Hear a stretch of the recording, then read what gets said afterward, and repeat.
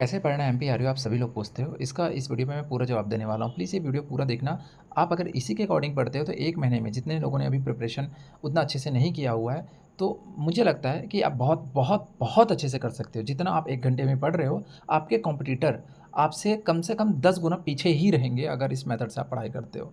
ये मेरी मैं आप लोगों को एक डिस्क्लेमर बता देता हूँ, ये मेरी पर्सनल एनालिसिस के अकॉर्डिंग मैं बताने वाला हूँ। आपको मैं यहाँ पास कुछ ऐसी चीज़ें नहीं बोलने वाला हूँ जिससे आपका टाइम वेस्ट हो। आप चाहे तो आप अपने खुद के तरीके भी यूज़ कर सकते हैं। ये मेरा पर्सनल एनालिसिस है।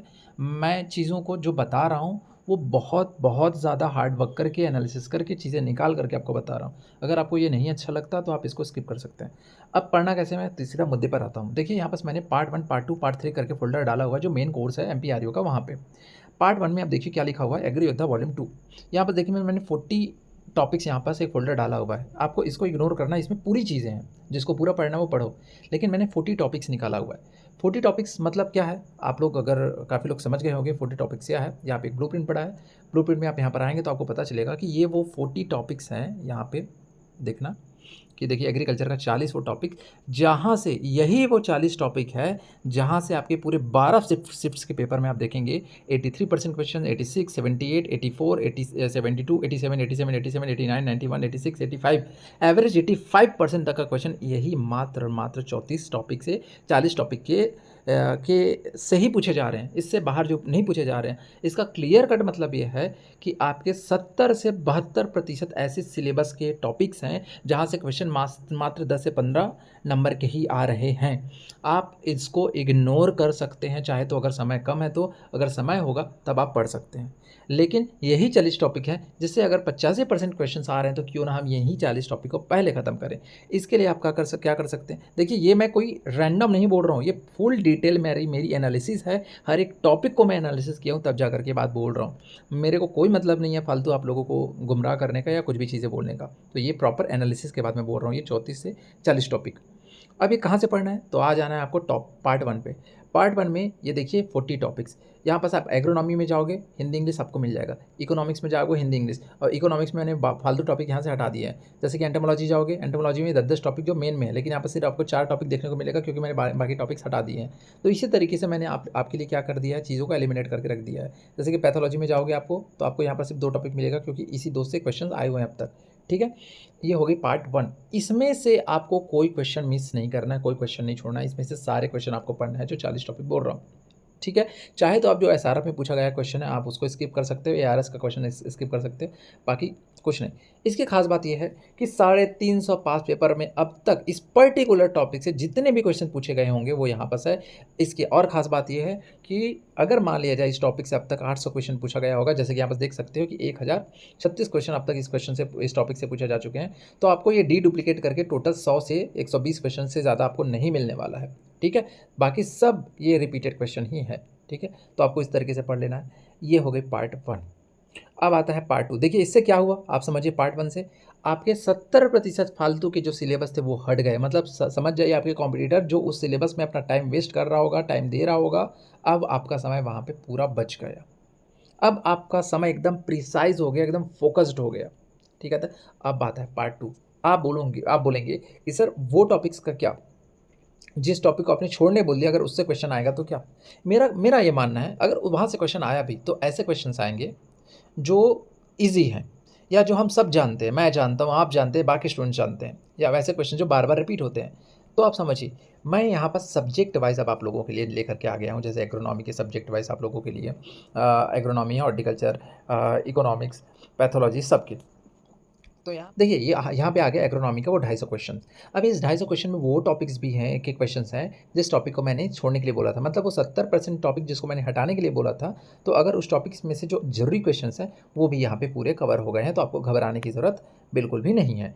फिर आता है, देखो इसी तरीके से मैंने सब सब्जेक्ट के दे दिए। एग्रोनॉमी के 250, हॉर्टिकल्चर के 200, एक जेनेटिक्स के 150 और बाकी सब्जेक्ट के 100 क्वेश्चन।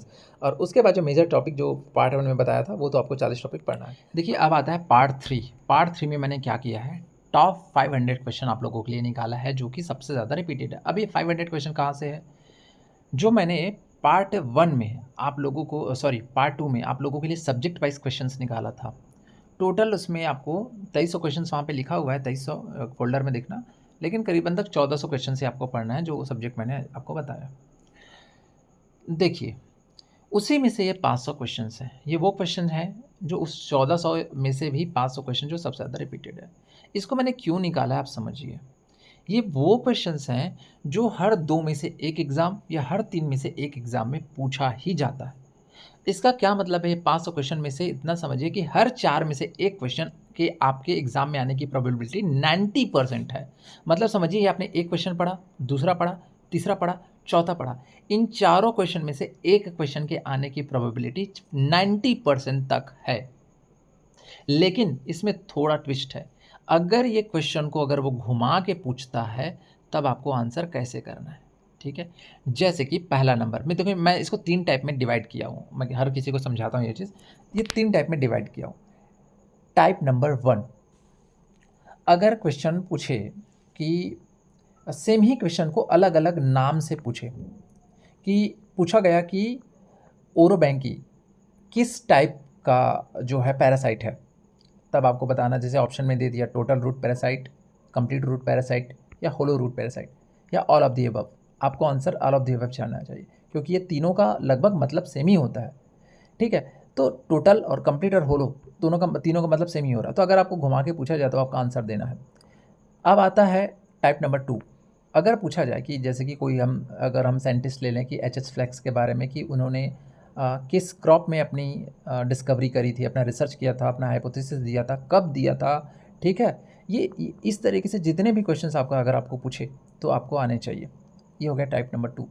टाइप नंबर 3, अगर मैं बोल रहा हूँ कि एक क्वेश्चन जैसे कि सीड टैग कलर से रिलेटेड मैं बार-बार बताया हूँ। इससे रिलेटेड क्वेश्चन अब तक मैंने 101 से 102 बार एग्ज़ाम में देख चुका हूँ। आप लोगों को दिया प्रूफ में 70 हूँ, लेकिन करीबन तक मैंने पूरी एनालिसिस में देखा है कि ये 100 बार से ज़्यादा पूछा जा चुका है। इसका क्लियर कट मतलब ये है कि हर 2 में से 1 एग्ज़ाम में आता है। अभी आपने यूपीएसजीटीए का देखा होगा, यूपीएसजीटीए में 2 क्वेश्चन इससे था, ठीक है? अब मेरा ये कहना है कि क्वेश्चन इससे जब आएगा तो मैं बोल रहा हूँ सीड टैग कलर से रिलेटेड एक क्वेश्चन आएगा। अब आपके पास 4 सीड टाइप है, उसके 4 कलर टैग है, आप उन चारों को पढ़ लो, उससे रिलेटेड आएगा। ये मैं कह रहा हूँ, एक पर्टिकुलर नहीं बोल रहा हूँ कि ब्रीडर सीट से क्वेश्चन आएगा, फाउंडेशन सीट से आएगा, सर्टिफाइड से आएगा, ऐसा नहीं बोल रहा हूँ मैं। इससे एक आएगा। तो ये हो गए 3 टाइप। अगर आप ये 500 क्वेश्चंस पढ़ते हैं तो आपको यही तीनों टाइप की वेरिएशंस को समझने का मौका मिलेगा। अगर ये वेरिएशन आप समझते हो कि किस तरीके से क्वेश्चंस को और घुमा के पूछा जाता है, तो एग्ज़ाम में गलत होने के चांसेस बहुत बहुत बहुत कम हो जाएंगे। कारण ये समझिए कि अगर यही वेरिएशन आपकी बुक में लिखा होगा, चाहे नेमरा सुंडा का बुक हो, चाहे आपकी नोटबुक हो, आप हो सकता है इग्नोर कर दें। लेकिन यहाँ पे पेपर का स्क्रीनशॉट जब आप देखेंगे तो आप इसको इग्नोर नहीं करोगे, क्योंकि आपका माइंड जो है उसी तरीके से काम करता है। जब वो ओरिजिनल क्वेश्चन पेपर का यहाँ पास वो कटिंग देखेगा तो उसको उतना सीरियस लेकर के पढ़ेगा, और उसको इस तरीके से माइंड में वो बिठा करके रख लेगा कि अगर एग्ज़ाम में आता है तो आपको वो तुरंत रिकॉल हो जाएगा कि यार ये क्वेश्चन को इस तरीके से पूछा, ये घुमाया बस है, बाकी क्वेश्चन तो वही ही है। तो ये हो गई 3 चीज़ें। अगर आप ये तीनों पार्ट को पढ़ लेते हो, टोटल मिलाकर के 2000 से ज़्यादा क्वेश्चंस नहीं है दोस्तों, 2000 से ज़्यादा क्वेश्चंस नहीं है। अगर ये तीनों पार्ट को अगर आप पढ़ लेते हो तो मुझे लगता है आपकी प्रिपरेशन 86 to 90% तक ऑटोमेटिक हो गई है, और आप क्वालिफाई भी आराम से कर सकते हो। बशर्ते ये है कि ये तीनों टॉपिक्स के सारे क्वेश्चंस आपको आने चाहिए और करेक्ट करने होने चाहिए, ठीक है? ये चीज़ हो गई। ब्लूप्रिंट यहाँ पे दिया, आप समझ सकते हो। प्रूफ पीडीएफ भी अगर आपको देखना है तो आप देख सकते हो। बाकी उसके बाद जो प्रैक्टिस करना है वो बहुत ज़रूरी है। वो तो सिर्फ हो गई आपकी जो रिवीजन के लिए, या ठीक है, प्रैक्टिस आपको टेस्ट सीरीज से करना है। यहाँ पर सीसेट के भी टेस्ट दिए हुए हैं, आपको एग्रीकल्चर के भी टेस्ट दिए हुए हैं। ये पूरे पीवाईक्यू बेस्ड टेस्ट हैं, आपको यहाँ से जाके पढ़ना है। और एग्जाम से पहले ये 10 मॉक टेस्ट आप लोगों को लगाना है। इस मॉक टेस्ट का भी हमने साथ में पीडीएफ भी दिया हुआ है। खास बात यह है कि हर चीज़ें, हर कंटेंट यहाँ पर आपको हिंदी मीडियम, इंग्लिश मीडियम दोनों में मिलेगा।